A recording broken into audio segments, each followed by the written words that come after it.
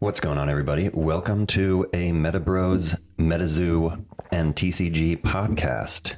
This is something new that we're trying out, and we're going to be doing extended episodes for our patrons, and we're just going to release some of these episodes for everybody to see because I feel like more people need to be talking about what's going on in the MetaZoo and TCG community. So we're just going to kind of scroll through. My brother and I, Metacrax, is here as well. And we're just going to kind of scroll through the MetaZoo news and talk about some things that have been going on over the past month. And then later we'll get into some TCGs that we're into. So yeah, let's get started. First thing I wanted to say is, in case you guys aren't in the Discord, you got to join. Mm-hmm. So let us know. We'll send you an invite if you can't find one. Mike, the owner, is doing an hour-long question and answer session every Wednesday and every Sunday, I believe at noon Eastern time. He's varied the time here and there, but he comes in and makes it clear in the Discord. He'll say like, this is what MetaZoo hour or something. Yeah. And he'll take questions like and ask me anything.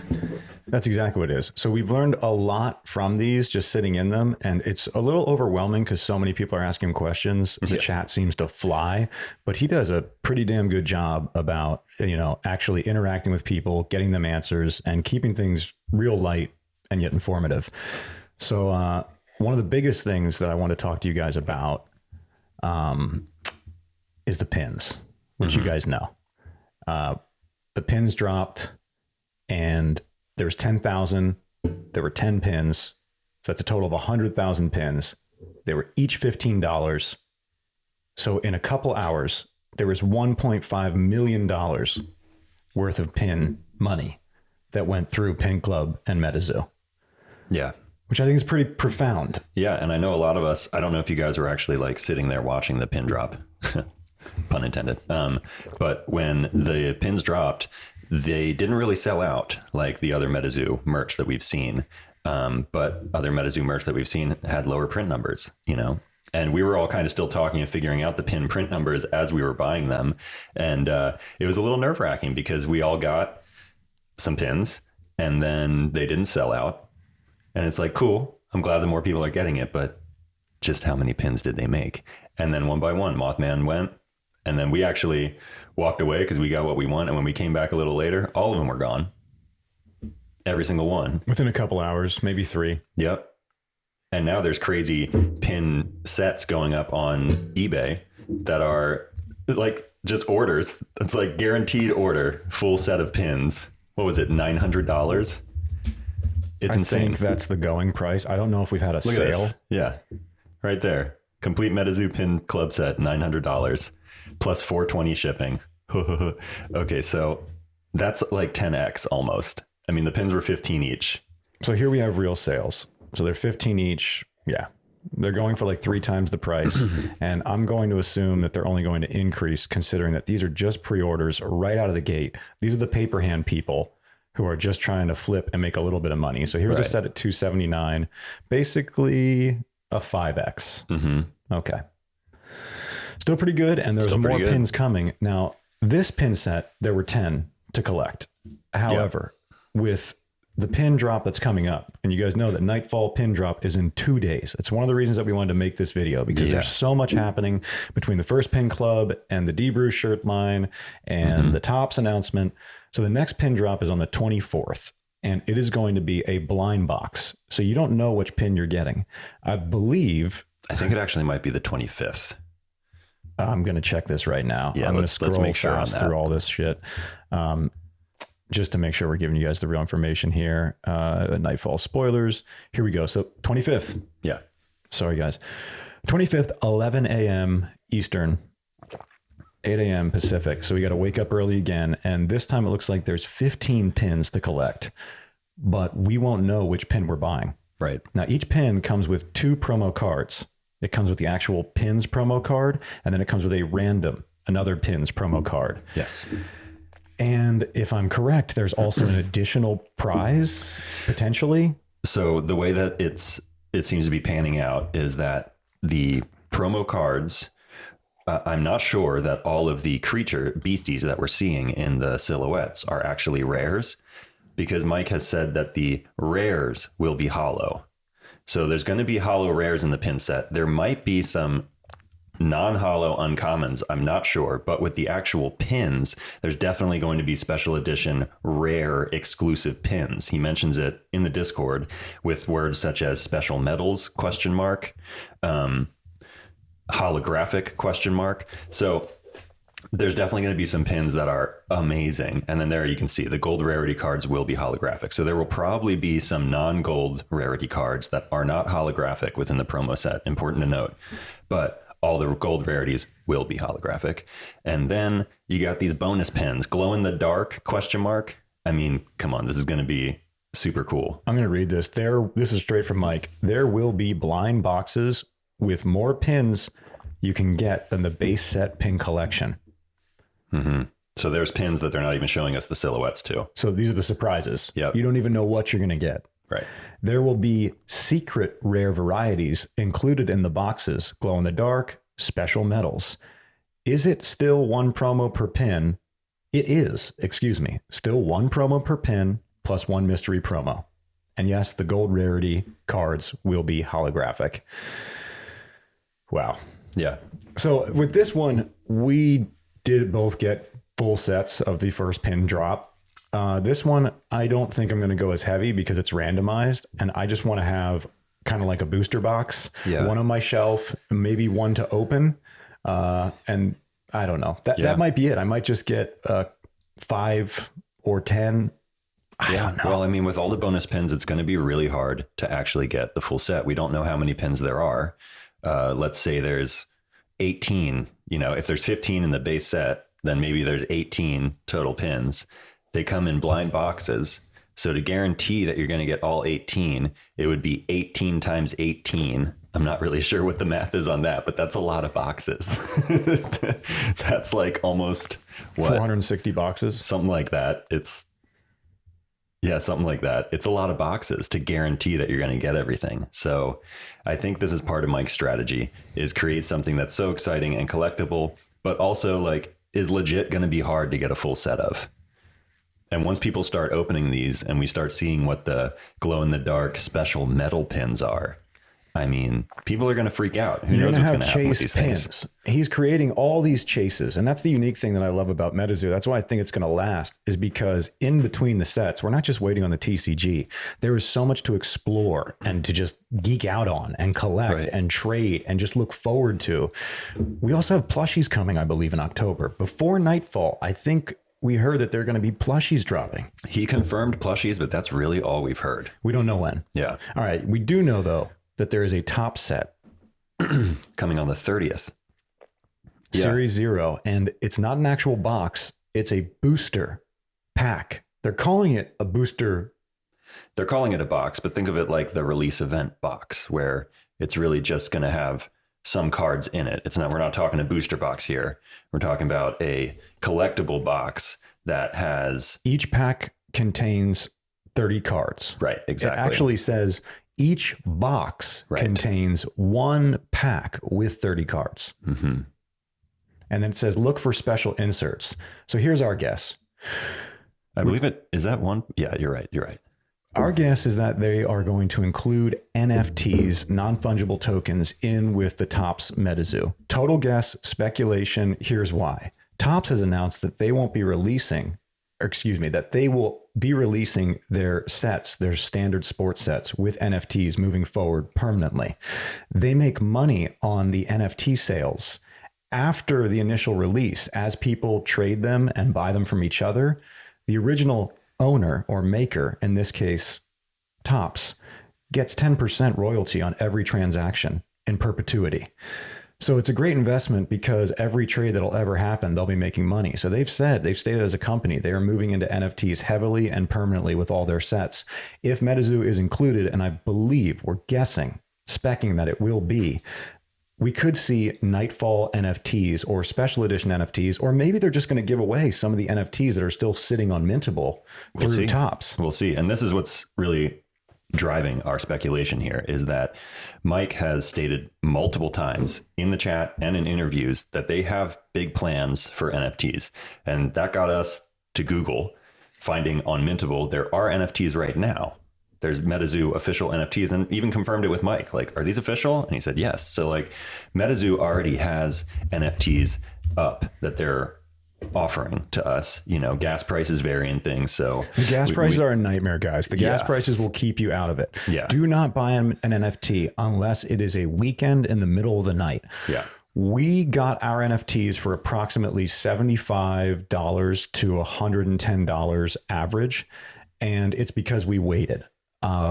I saw gas prices, because the gas prices vary depending on how many people are trading on the Ethereum market. I saw them as high as $300 just before the evening where we got ours for $75. Yeah, it's important to pay attention to gas prices. If you're not familiar with it, I definitely like do a little Google search and familiarize yourself, because depending on where you are in the world, it'll be different times for the cheapest gas prices. And it varies all the time anyway, because it's all driven by the market. So he's starting to pull up some of the NFTs you can see that MetaZoo has going already. I mean, Chupacabras, Sasquatch, it's super cool stuff. But this is like their early prototype NFTs. And Mike has said they have big plans, and TOPPS has said they have big plans. And now MetaZoo and TOPPS are doing a release. I definitely think that it's a good possibility that these packs will have a code card for an NFT in them. That's what I'm hoping. I'm hoping that there are rare cards that are tied to NFTs, and we'll be able to enter a code and get one. But we'll see. Who knows? Who knows? I also want to point out something real quick. If you go to Mintable and you search MetaZoo, I want to just show you how you get to the whole gallery in case you don't know. Click on any of the NFTs that are actually owned by MetaZoo Games. In this case, it's owned by someone else. So you want to go to the MetaZoo Games store, scroll down. It always takes time to load. It says there's items. There's no items for sale in the store. There are. Just give it a second. It takes a moment. And then you scroll down till you find one that is the store MetaZoo Games and the owner MetaZoo Games. Click on that, and then click on where it says seller MetaZoo Games. This is the only way to see their full gallery. It's a little confusing. The UI is not as friendly as other places yet. I'm sure they're going to figure that out. But once you get into their full gallery, then you can click on the items listed for sale, or you can look at the sold items. I always go for sale, and then I always list from oldest to newest. And this will allow you to see the more rare pins. There were 1 of 10 Mothman pins made. There were 1 of 50 Squonk pins, I believe the Salem's Witch, the Joint Snake, the Gigi Bird, and then there's 1 of 100 pins like Kets, like Choop, and like Bigfoot. That's pretty much the entire line right now. They have, I think, like 10 or 15 out. It's almost like the pin line. It's very similar. Mm-hmm. Mm-hmm. And just to be clear, these are not pins. They are like gifts. You know, they're like these things that you can own and use, and there's a big future for NFTs that's still being explored right now in general. But imagine being able to use these as your own personal emoji or something. Which I've already seen. I saw someone in the Discord was complaining, and they dropped the Squonk NFT, which just looked hysterical to see, like the super sad Squonk. Like super sad face. Oh, I missed the pre-order. Right, exactly. That's the value in these NFTs. So hopefully we'll see. But it'd be so cool to get some new ones or some access to these with the TOPPS release. There are only about 7 Squonks left. Yeah, Squonk is definitely going to be one of the most popular because of its utilization. You can just use Squonk as a sad face. You can use Squonk. Yeah, exactly. Oh, I missed out. FOMO, whatever. Like Squonk is so easy to use as a GIF. And I think we're going to see it a lot. And then you can also imagine, because NFTs get into this whole Decentraland, like the Mana crypto, there's a digital space, if I understand this correctly, and if I don't, tell me. There's a digital space where you can create your own shop, your own digital storefront, like your own museum, imagine. So MetaZoo will have its own building in the digital space of Decentraland, and you can go there and you can see their specific NFTs that only they own in their museum, where you will see the 1 of 10 Mothmen, or maybe all 10 of 10. Or if you happen to own an NFT from them, then you can put it in your space. Like we could make a Mana Brothers bar, or a Meta Brothers bar, excuse me. And we could then hang up the NFTs that we own in the background. And we would be those, 1 of 50 or 1 of 100 people in the world who could have that as our digital wallpaper in our personal space. Right. I think the only other one really that is as impressive as Squonk, like universally, I mean, of course, the Mothman, which by the way, the Mothman NFT, the only one for sale in the market right now is up to $60,000. Yeah, so that's why we're saying these things are worth grabbing for 75 to 100. And you don't really pay for the NFT. You just pay for the gas fee. Right. Mike has listed all of these at less than $1. He's Right. basically giving them away for free if you're willing to pay the Ethereum tax just to get it into your wallet. Right. I think it's totally worth it. I did hear someone request to move it to a different crypto, like Wax potentially, to get the gas prices cheaper. He said he's looking into that, but there hasn't been anything confirmed yet. So this is the only place to grab them. And look, guys, this is, I think we should say this. We have a secret theory on Mike's approach to MetaZoo that we actually think Mike is trying to make porn nerds rich. Yep. We actually think that's what he's trying to do. Not just make a game that's super collectible, make a game that's super collectible and has these secret avenues of income if you're paying attention, so that if you're on it, you can make money on this now. Like, imagine if Pokemon, when it was first coming out, said, we're going to be Pokemon, said, we're going to be the biggest shit you've ever seen, and was right. And they gave you all these opportunities to get this exclusive merch, and they threw it in your face and said, please, you're going to make money. Please buy the thing. That's what MetaZoo's doing right now. MetaZoo is showing you all these things. The deeper you dig, the more you find. You start to turn up NFTs. You start to see all these partnerships that they have. Like, this stuff is going to gain so much value. And Mike is a crypto collectible genius. He is trying to make us rich. Us poor nerds who are just like into games and want the cool shit. He's giving us an opportunity to be able to do that way more through MetaZoo. And he's giving us more than one opportunity. It's not like there's just a stock, like a single stock that you get in on and then it goes up. There are so many side opportunities from the Halloween promo packs that are now 5x'd all over eBay and no one has even received them yet. The Uncle Sam barbecue. Yeah, that instantly 5 to 10x everywhere. Mm-hmm. It was a $5 card. Now it sells for 50 to 100 consistently. The backpacks, which he removed from the market, which are now increasing in price. The hoodies, which he removed from the market. He's doing all these temporary special things so everyone has a chance to get on the ground floor of whatever they're attracted to, invest in it, and be able to save it and feel great about it, or potentially, if you need to, flip it, make some money, get some more MetaZoo. Right. It's a pretty special time. It's really amazing. It's the first game to be doing it this openly, I think. And I mean, even not that openly. He's mostly just, you have to read into what he's saying in interviews and really like listen to the guy, because he is very carefully crafting an extremely collectible, extremely fun, extremely appealing game. And he's offering us all an in right now. The earlier you get in, the better. For instance, there's only 3,000 TOPPS. Right. Packs, boxes, whatever you want to call it. There's only 3,000 that are going to be made. And we know that the TOPPS site is being raided by bots constantly. So I don't know what the likelihood is. We have no idea. Any of us can even, secure one of these TOPPS packs, but we're going to go for it. We're going to try. And this isn't going to be the only TOPPS release. Apparently, this is something that if it goes well, Mike will be doing a TOPPS release. This is Series 0. Every single set. It isn't even Series 1. Like, this is talk about something that we should all be trying to get. The Series 0 of MetaZoo and TOPPS. It's crazy. And then consider that the supply on the Kickstarter run was 2,500 boxes. And on the TOPPS run, it's going to be 3,000 packs. That's a very similar scarcity. Yep. It's almost like this is a Kickstarter with TOPPS in a way. They are testing this. Yeah, that's this exactly is a test batch, but he's allowing us to buy some. Additionally, the pin sets, we went over this. I want to just touch back upon this. Only 10,000 people in the world can have a full set of the pins. Right. From the first release of the pins. In the Cryptid Nation first edition, I believe there are approximately 8,000 full hollow Mothmen. I might have these numbers slightly off, but if I'm right about this, in the original KS run, there were 800 full hollow Mothmen, and then they times it by 10 for the first edition Cryptid Nation run. So we had 8,000. So that means that there was only about 8,000 people in the world who can have a full Cryptid Nation set. Mm-hmm. I'm just looking at these numbers. You know what I mean? There's only 20, there's only 800 people in the world who can have a Kickstarter full set. Right.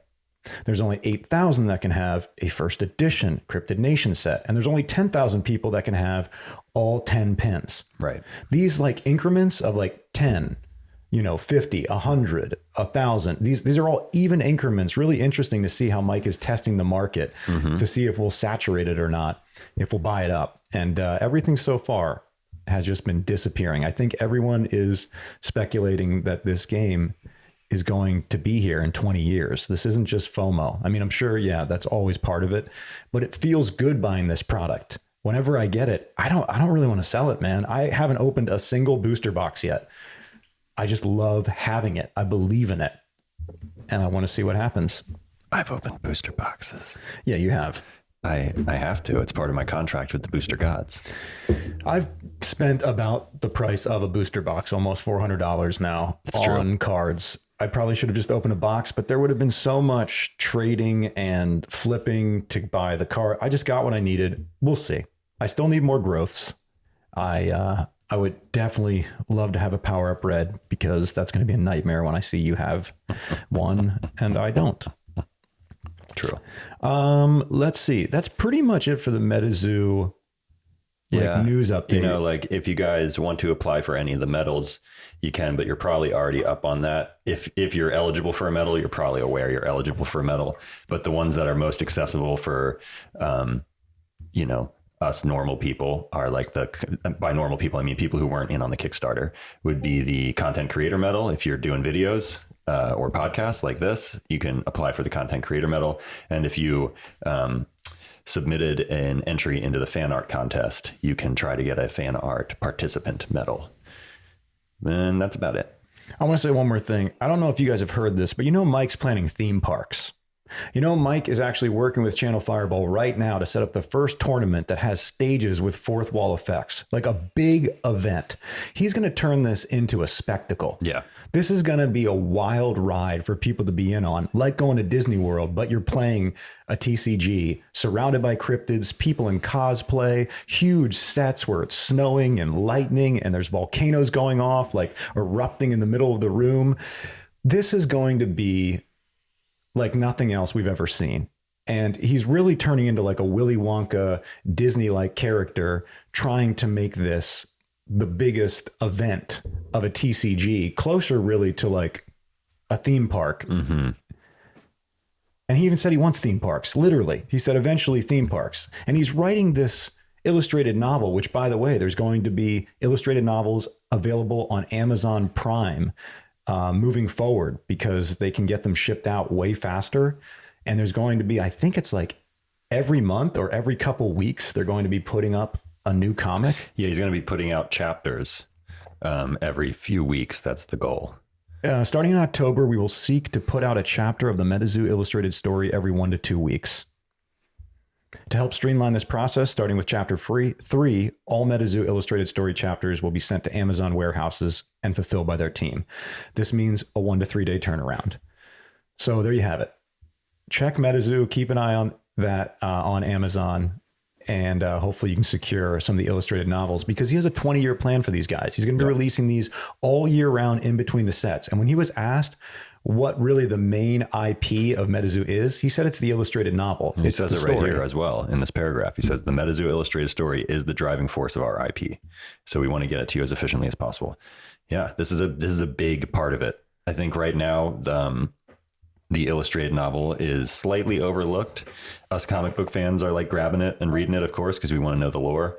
But this is going to grow. This is going to get bigger and bigger. And when there starts to be a series and a movie and a video game and all these things that we know is going to be coming, the illustrated novel is going to be so key in all of that. And knowing the lore and having your own, is going to be pretty important. These things are going to be super collectible. Yeah, and he also has a 20-year arc for the story that coincides with the set release. Right. So as we read the illustrated novel, we'll be getting clues on what's upcoming in the MetaZoo TCG. Right. This is actually going to narrate the world. The lore is going to tie directly into the set releases over 20 years. And Mike is writing all of this by himself. He plans on making a Marvel-like illustrated novel world that 20 years he ushers it, he cares for it, he babies it, he gets it right where he wants. And then after 20 years, he'll retire at like 52, 53.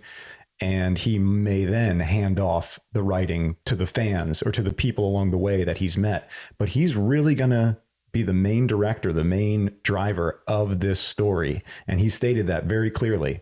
Even Louis in one interview was like, hey, what if you got some fans to write it? And he basically said, in 20 years. Mm-hmm. Like, sure, there will be fan art. There will be like alternate like lore. People be creating stuff. But he's not going to hand over the steering wheel of the comic or the company for 20 years. Right. Right. Yeah, he's got a vision for it. And then he said it would be a great time to like become like an owner. I mean, not an owner, some type of like oversee, like basically take a back seat, but still oversee everything. He definitely has also said he wants to make something that other people can run with. So although he's going to be running the steering wheel, he definitely wants to see other people's ideas, their fan stories, their own characters, you know, all this type of stuff. He definitely wants to see other people run with the world as well. He's just going to keep running. He's going to be the headmaster of where the story goes and where all this stuff is headed. But, you know, MetaZoo is one of the things I love about MetaZoo is how much fan interaction he asks for and really, really like appreciates. It's awesome. From art to storytelling to everything. I mean, like all of these artists are so cool and they're such chill people and they're all so excited to be a part of this. It's just awesome. It's awesome to see where this is headed. And this Nightfall set is going to be completely insane, I think, in terms of like gameplay mechanics. They have a lot of metazoologists who are very proud of this thing. They've worked very hard on it. And the first set, you know, it's got its holes for sure. There's not just errata on the cards that need to be corrected, but there's holes in the mechanics. And I'm excited to see once we get into Nightfall how much more access to gameplay we have, just how many more things, because Mike already said they're going to go wide, meaning they're going to keep introducing more mechanics, more new things for us to mess with. We know we're getting Dusk and Dawn as Terra effects. I'm sure there's going to be a lot more Terra effects too. Do you want to go into any of the Nightfall spoilers, or should we say that for another video and talk about some of these Kickstarters that... Yeah, let's save the Nightfall spoilers for another video, and then we can talk about other TCGs that we're looking at right now. So here's what happened, guys. Over the past year, I got into a number of TCGs. Really started with Flesh and Blood. It reignited something in me. We've always been into Magic the Gathering. Then I started checking out like MetaZoo, and I even got into this Final Redemption thing for a second, which was a failed TCG. I guess it's not available to see anymore because it failed. I was going to show you guys the failed TCG. It was just a Kickstarter that didn't look like you should invest in it. Yet there were 70,000 or 100,000, some large amount of money was poured into this. It ended up crumbling and failing. It was not fulfilled. The creator had to cancel it on the last day, which that's just, it's sad, it's shitty, but it didn't have legs. You could tell. Johnny and I, we talked about it, my bro and I said, I'm going to put money behind this, but I don't believe in it. And of course he said, then don't put money behind it. Yeah. But I just wanted to see what happened because it was like this weird, like Dogecoin situation. Right. Now with that said, fuck Final Redemption. I mean, sorry, dude, that sucks that your thing didn't, just forget about it for now. Let's talk about the one that exploded. That is very similar to what happened with MetaZoo. It has a similar vibe, I guess you could say. Yeah, it's kind of going for the Neopets Yu-Gi-Oh side, where I think MetaZoo is a little more committed to the Pokemon look, early Pokemon look. This is D-Spirits is doing a little more of like a modern, Yu-Gi-Oh, Neopets, something like that. Digimon a little bit. I absolutely think it's adorable. And what's really cool about this game is like, this is another game the guy's been working on for a long time. He himself is a big fan of a lot of TCGs. So this isn't just like a cold robot who stepped into the TCG world and was like, I'm going to make a successful TCG. This is a guy who really actually has wanted to do this for a long time, has been working on this for a long time. This guy, his name's Sterling, by the way. Sterling, he does the art. So at this point, he's probably hiring artists to help him. He is. But he was the original artist for everything you see. He made all these characters, and I love their eyes. That every single character has such unique eyes. This is basically like straight up like Sonic, almost like old school Mickey Mouse, but in a goblin gremlin. What is he? Neffel? Yeah. Yeah. So yeah, we're excited about this. It's a little cuter than MetaZoo, although I have seen some of the latest art from the new artists he's been hiring, and it has been looking edgier, which I like. They redesigned their cards. I wasn't a big fan of their original design with the grids in the background, but they're doing really interesting things. They've updated it. It looks tighter, flashier, more fun, a little more edgy. And I think that's really a big part of what counts for me when I'm looking at a TCG and trying to, should I invest in this? Should I get into this? What kind of decisions are the owner making, creatively? And with this game, every decision that Sterling has made so far has improved the game and has actually surprised me. Like, he redesigned his cards. He's doing even more since this. Like, he's done this design, which is awesome. But now that he crossed like 300 grand or something ridiculous with the Kickstarter, he's been hiring a lot of other artists. He's got some art coming in now from actual like manga studios, like legitimate manga studios and artists that looks crazy cool. Go to the actual official D-Spirits. Yeah. He just posted up some of this stuff recently and it's so crazy. There, go to the manga art.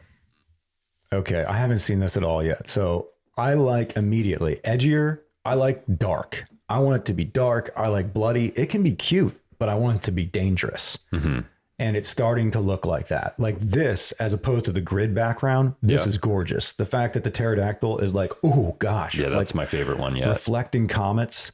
And then this, like, I don't even know, monkey looking kid. This is killer. This is the manga artist. Look at this. So now what he's done is he's moved the grid down to the text box, but he's given us really like more of a full art style on top. By the way, we've started to play Pokemon recently. I know, late to the party. At least I am. I'm just getting into Pokemon now, guys. I wake up in the morning as of like a month ago and I watch Pokemon before work. And we even played our first game and we opened our first box together. It's been a lot of fun catching up on something that I almost missed out on. But the thing with Pokemon that I don't like is that their actual art box is so small. Have you noticed that? That the picture is like a third of the card. Whereas this, the text box is a third of the card. And the picture is big and bold and bright. And I love it. So I think, oh my gosh, I didn't see these cards, man. Atlas's Bamboom. This is what I need. I need a little anger. I need a little fierceness. And then, his character designs are straight up out of Disney. Like they're perfect. And this is the actual manga artist who's designing for a manga. I mean, it's really good stuff. These. It looks like stuff we grew up with. It looks like something that we are already familiar with, just a different take. So I'm really excited about D-Spirits. We know that the Kickstarter is closed and we know it's already crazy. Like MetaZoo, people are already selling their pre-orders on eBay. I think there was like a $2,000 box of D-Spirits that, sold. And originally the entire campaign to get like almost 10 boxes was only like $1,000. There you go. Yeah. $2,300. Sterling did tweet about it, or he posted it in his stories and was like, hey, who's doing this? Like, basically knock this off, like slow down. But he also said openly he can't do anything about it. He really can't. So, the Kickstarter print is in. It might explode like MetaZoo. It had 10 more times the funding roughly than MetaZoo did. I think MetaZoo had like 20 or 30,000. D-Spirits got somewhere between 200 and 300,000. However, the exposure was that much broader also. Right. So initially I was saying this guy's funding, he's going to be able to make so much more product. I don't think it's ever going to do what MetaZoo did, because MetaZoo was so scarce, so limited with only 2,500 boxes. However, there are so many more eyes now on D-Spirits. I think we could see a similar trajectory, and at least we already are, considering that a box sold for 2,300 and the game hasn't even hit yet. Yeah. MetaZoo's boxes didn't go that crazy until they arrived. Right. And something really important, I think, to note with D-Spirits before we move on is Sterling has made it clear that he wants everybody to have D-Spirits, and he has the money to do a huge print run. So when he actually does like an unlimited or an official first edition print run, it's probably going to be pretty huge because he wants everybody to get it. But like we just said earlier, he also stated there's nothing he can do about the fact that the Kickstarter is going to be highly collectible. So if you're thinking about getting into D-Spirits, I wouldn't go hard on the actual release. Like when he starts to hit stores, I wouldn't like run out and buy a lot of D-Spirits because the chances are that's going to be a pretty fat print run. It's really this Kickstarter that... Hold on. I'm going to disagree with you because this is exactly what people said about MetaZoo. It was driving me insane that back in June, people were saying there's going to be so much more product with this first edition run. There's going to be 25,000 boxes. Everyone's going to be able to get it. And it got choked. But MetaZoo only had 28 grand in the Kickstarter. No, I'm talking about the first edition Cryptid Nation run that had 25,000 boxes. You know, we were watching videos in June where people were saying, calm down. Everyone's going to be able to get a little bit of MetaZoo. Sure. But I'm saying, I think the situation is different sheerly because of the funding. I think that one of the things Mike brought up in early interviews was that in terms of making a much bigger print run, it's hard to convince investors to go in on a much larger print run if you can't prove you have the audience for it, essentially. And so one of the reasons he was sticking to these lower print run numbers was because he was essentially trying to guarantee with investors a model that makes sense. Now with D-Spirits, he already has 300 grand. So I think if he wants to, he can totally do a massive print run, a little bit different than Mike with MetaZoo. I don't think even if Mike had 300 grand, he would have done a large print run because Mike is trying to make things highly collectible. But D-Spirits has said he's willing to essentially lower the collectability of the first edition run because he wants everybody to have it. Pause again. I got to step in. He said that he's going to do a first edition run and then he's going to do an unlimited run. So he's still going to limit the first edition. This is my whole point. He's not going to come out with hundreds of thousands of boxes first edition. He's going to choose a number, maybe similar to MetaZoo, since he has reflected a lot of the same things MetaZoo has, even in his Kickstarter setup, saying things like he has a 20-year plan and he's got a story that in ties with all the sets and the releases. So I think he's looking at Mike and MetaZoo, and he's definitely positioning himself to follow a similar success where he may only have 20,000 or 50,000. This is pure speculation, guys. We have no fucking idea. This is totally, and you can see we have slightly differing opinions on this. Yeah. This is what it comes down to. Hold on, let me finish. Pardon me. I think that he's going to have a run of D-Spirits that's similar to MetaZoo, and we're going to see a choke point where first edition boxes do climb. I would say get in the ground floor of D-Spirits. Don't try to pay over retail, but those first edition boxes, scoop on those. I know I will be, and I even have the Kickstarter one. I'm going to be getting the first edition boxes also. I don't care about the unlimited. Yep. Okay. So I do disagree, but this is what I was going to say. What it comes down to is just we're going to have some differing opinions on some of these card games. Personally, my impression on the D-Spirits model is he really wants to get this into hands, and he's already made a ton of money. He's already raised a ton of money. So I think that the print numbers are going to be bigger than MetaZoo. I also don't know enough about the actual release cards to know like if there's chase cards. I mean, he's giving us chase cards with the Kickstarter, but in terms of the actual first edition, I'm not sure what chase cards there will be, what cards we're going to be after.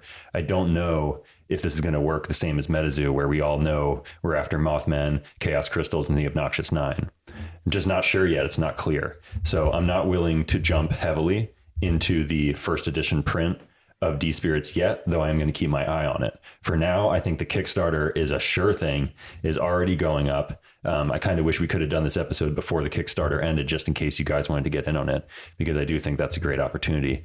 But the actual first edition, I'm still watching. I'm not exactly sure what's going to go down with D-Spirits once he starts printing.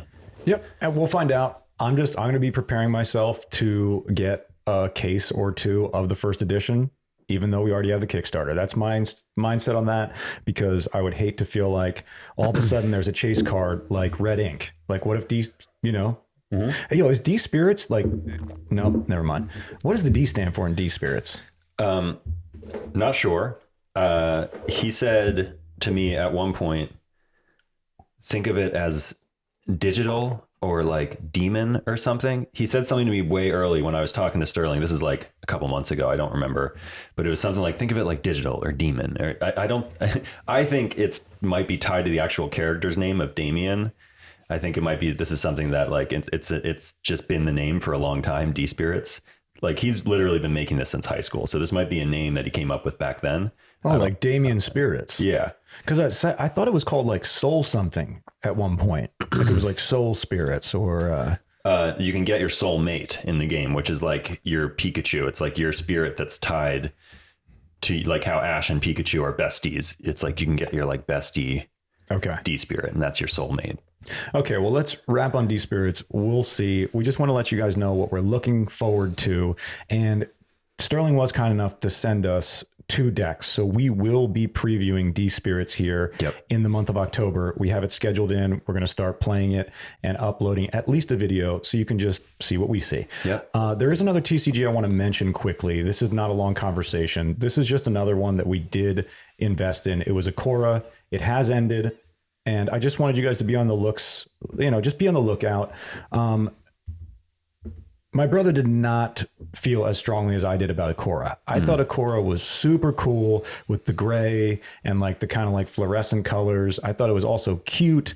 Like they have these like big forms of dragons and then they have these little forms of dragons, kind of similar to Pokemon, like you're evolving your creatures. I just like the aesthetic. I thought it was kind of like old school, but also future. And yeah, we just decided to split a tier together. We're looking forward to this game coming out, hopefully before the end of the year, and giving it a test play. I don't really know how you play it. I'll need to get the cards in my hand. I have watched the videos, but I'm a little unclear. So yeah, just look out for that one too. It's another hot TCG that was well funded. Did they sell out like D-Spirits? No, they didn't. No, they didn't sell out. Okay. Here it is. This is what got me excited. And I think this is what got the entire world excited about Akora. This card right here, I thought was just adorable. There's a little cute kitty and a little cute dragon, and they're like wrestling like Fox and the Hound style, but they get much bigger and more badass. Right. And that's what sold me on the entire thing was that little image. And it is interesting. And I am not, I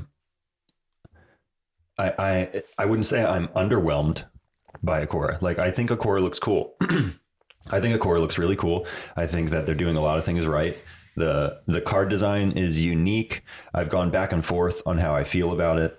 I think some of the cards have a bit of a like gray palette that doesn't really work for me personally. But once they add holo to it, or they start to stylize the cards a little more, which they've been doing lately, like those holos right there, I think look cool. I do. However, I still feel like the gray is a little bland, and all of the cards, all of them are like gray, and it's okay. I'm just, it doesn't pull me in. And there's things about the game immediately like that don't pull me in. The art is very cool, but is also kind of inconsistent. Some of the cards are really awesome. That one, like not so much. Like, am I right? It's cool, but it's not nearly as cool as like the Kage card that you were just showing. Right. I mean, yeah, I know what you're saying. I like the dark. You get dark, you get red, you get black, It's not just the dark, it's the composition and the actual like line quality in that piece. That's literally what I was saying. I'm not kidding. I like the composition. You win because you've got these edgy lines. It looks fierce. It looks dangerous. And then this one looks like pretty. Kind of dinky. A little, yeah. Not as dangerous. It's a little, it's very bright. It's like not as well in proportion as the last piece. This is me being really harsh. Yeah, we're being dicks here. And by the way, we threw money at this and we can't wait to play it. Totally. So we're stoked. We're also critical of MetaZoo. We won't go into it, but we've been going around the table with Gumbaroo talk for like a week now. Yeah, there's definitely some holes in MetaZoo's gameplay, like I mentioned, that I'm hoping will be addressed in Nightfall. But sticking with Akora right now, it looks basically like it's operating similar to a Pokemon game, where you have cards that have ability attacks, and then you can evolve essentially your creatures with this idea of alchemy, and you can bring in higher forms of them, just like Pokemon. It looks cool. I'm excited to play it, but it kind of, just me being honest, kind of feels a little empty, to where I don't know what the vision is. I don't know where it's headed. I don't know who our main characters are.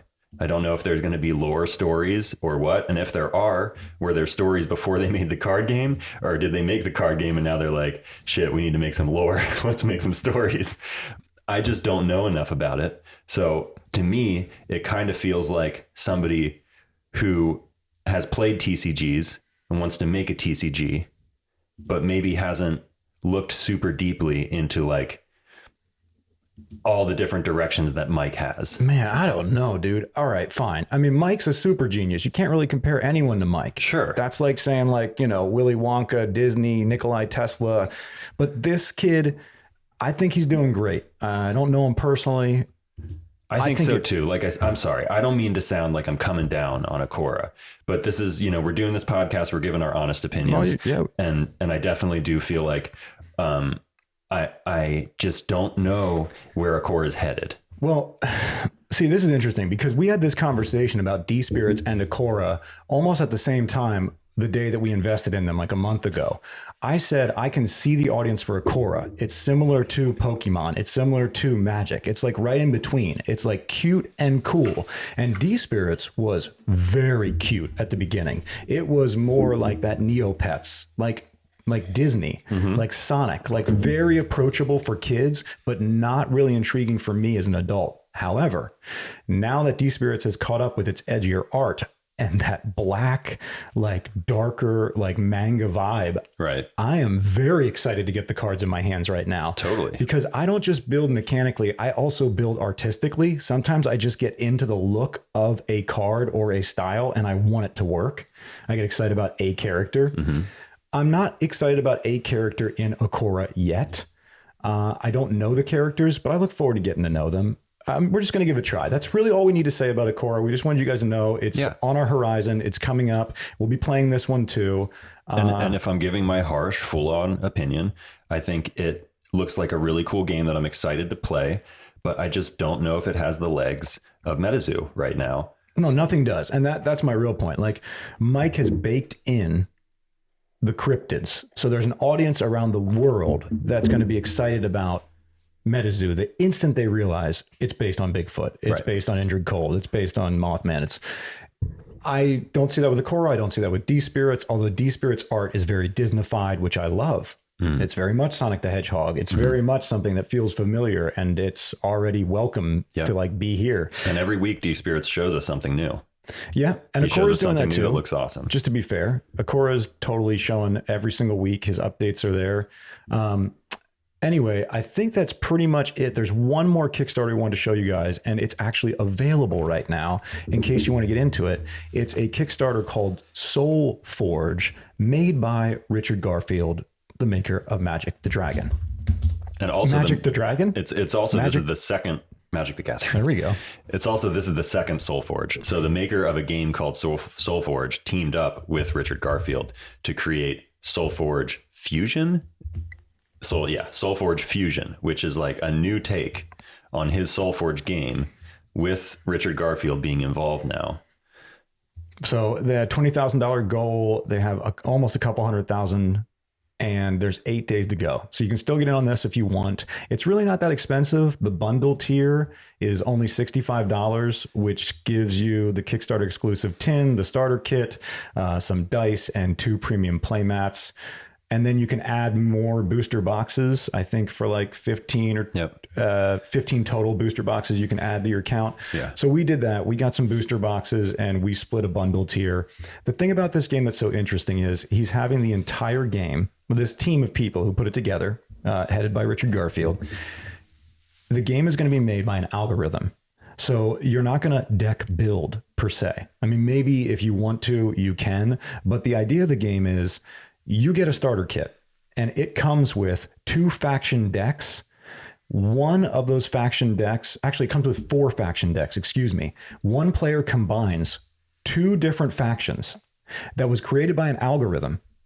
So it's supposed to streamline the play and promise really great games. And the other player combines his decks, you play them. Then when you're done, you put those decks aside that were created by the algorithm, you buy new decks or you open new decks, and it's a new, brand new, never built before, but perfectly unique and compatible Am I making sense? Yeah, you're making sense to me. Yeah, I think you're making sense to the people who are listening too. And it is a little confusing. It's a game that's going to be created by a computer. So for instance, think about like if you've played Magic, there's cards that have very, very similar, exactly the same, let's say, effects that have different costs and slightly different toughnesses and stuff. So, you'll have a goblin who costs 1 that has haste and deals 1 damage. Then you'll have a goblin that costs 2 that has haste, deals 2 damage. You'll have a goblin that costs 3, etc. Okay. They all have the same ability. It's essentially the same card, just at different strength levels. And so they're letting an algorithm do that for them. So we've already seen there's like multiple dragons, at different power levels, multiple warriors or whatever at different power levels. Really cool, similar to Flesh and Blood. I'm excited to play it. I think it is going to be really fun. I don't think Richard Garfield would be involved in a game that isn't going to be really fun to play. However, I am a little concerned with the algorithmic production because I feel like Richard Garfield, being somebody who has produced the largest, one of the most successful TCGs in the world, definitely the most influential, I would say, TCG in the world, for him to be making a new one and for it to be algorithmic, part of my brain goes, is it because he just doesn't feel like designing all these cards? No, I disagree. And so he's like, well, here's my point. And so he's like, I'll let the algorithm create all the cards that I need to have a successful game, and then I can just focus on the flavor or whatever. I have a strong opinion on that. Okay. I think it's that there are a lot of people who just don't build great decks and they never really get to enjoy the game the way it was meant because maybe they're confused or they just didn't understand how to put the cards together to give them a real competitive chance. And in this, it says every half deck is algorithmically generated, which means no 2 half decks are the same. And the idea is that you're going to have a great game. So like if you can see on the screen right now, they have the Korok faction and the Cersei faction, and it lists the cards in this specific algorithmically generated deck that go together. So you can break these apart in deck build if you want. If you think you can build better than the algorithm, you can break it apart, and then you'll always have this deck list which comes with every single pack, so you can put it back together and have that similar gameplay. But if you don't want to deck build, or if you don't know how, or if you're just not good or not confident, then this gives you a get up and go style where you can grab a pack, open it, fire a great game with your friend, and then experience the same thing again without having to waste any time figuring out the game itself. I think what Richard did is Richard always builds great decks because he made the game of Magic. So now he's giving us the opportunity to have the same type of gameplay that he experiences by getting to see through the algorithm's eyes what he sees in TCGs. I hear that point, and I think that's a totally valid point. I think it's important to note, though, that you can build a great deck, and if somebody doesn't know how to pilot it, it's not going to be a fun game for them.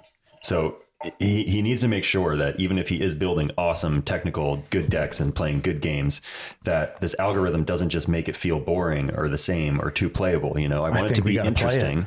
Yeah, exactly. We have to play it. I'm very excited to.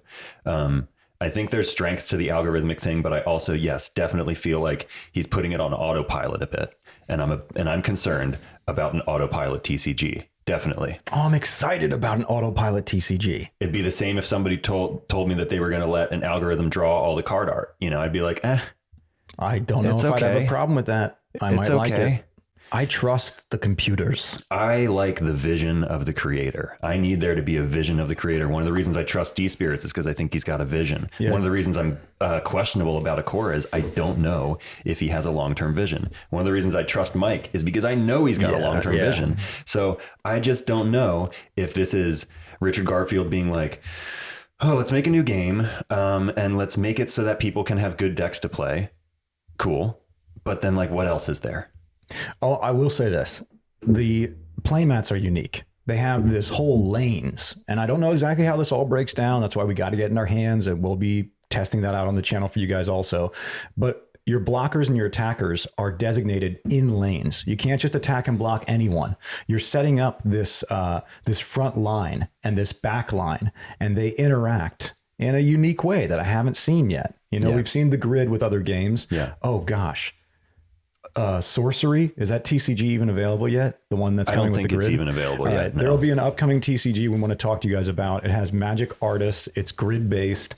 And very excited about that one. Yeah. Red Zone Rogue has been talking a lot about it. We're looking forward to it. We're definitely going to throw down. We'll let you know as soon as it hits.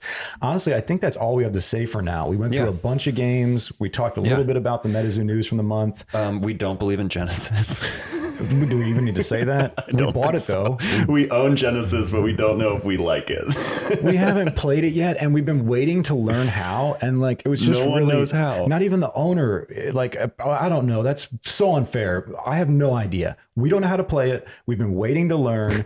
Everyone who tries to explain it to us, we end up with more questions than we have answers. We're pretty sour about Genesis right now. Especially because like 48 hours ago, Louis, who we love, had Assad on, the owner of the game, and they said that they were going to learn how to play it. And, you know, I get it. TTS wasn't working, but it was just a bummer to sit through a live stream for like 30 minutes or an hour or whatever. And then it said, learn to play Genesis. And we didn't learn. We were like, finally. Oh. Okay. So yeah, anyway, we'll give more of an opinion on Genesis after we play it. If we ever play it. If we ever learn how to play it. If anybody ever learns how. Yeah. Okay. Thank you guys for listening. We're definitely going to do more of these podcasts. It's easier for us because we don't have to take the time to set up the cameras. Don't have to put our makeup on. Thanks for listening. Yeah. Thank you guys. Hope you enjoyed it.